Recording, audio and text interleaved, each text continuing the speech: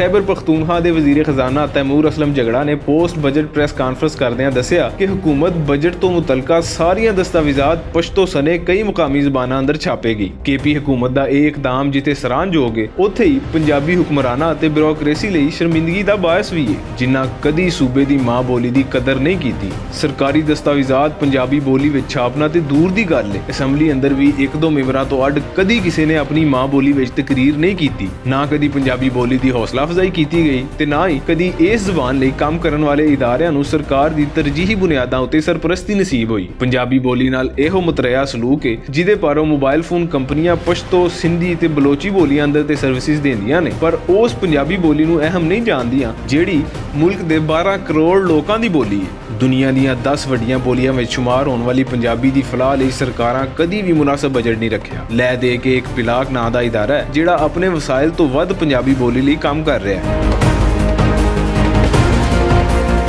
ਪੰਜਾਬ ਦੇ ਹੁਕਮਰਾਨਾਂ ਨੂੰ ਵੀ ਦੂਜੇ ਸੂਬਿਆਂ ਵੱਲ ਵੇਖ ਕੇ ਮਾਂ ਬੋਲੀ ਦੀ ਸੇਵਾ ਦਾ ਸਬਕ ਸਿੱਖਣਾ ਚਾਹੀਦਾ ਹੈ। ਪੰਜਾਬੀ ਬੋਲੀ ਨੂੰ ਜੇ ਇਹਦੇ ਪੁੱਤਰ ਹੀ ਨਿੰਦਣਗੇ ਤੇ ਫਿਰ ਗੈਰਾਂ ਨੂੰ ਇਹਦੀ ਨਿੰਦਿਆ ਕਰਨ ਤੋਂ ਕੋਈ ਕਿਵੇਂ ਰੋਕ ਸਕਦਾ ਹੈ। ਕੈਮਰਾਮੈਨ ਮੁਹੰਮਦ ਫਾਰੂਕ ਦੇ ਨਾਲ ਰਿਜ਼ਵਾਨ ਅਸਗਰ ਬੱਟ, ਭੁਲੇਖਾ ਟੀਵੀ, ਲਾਹੌਰ।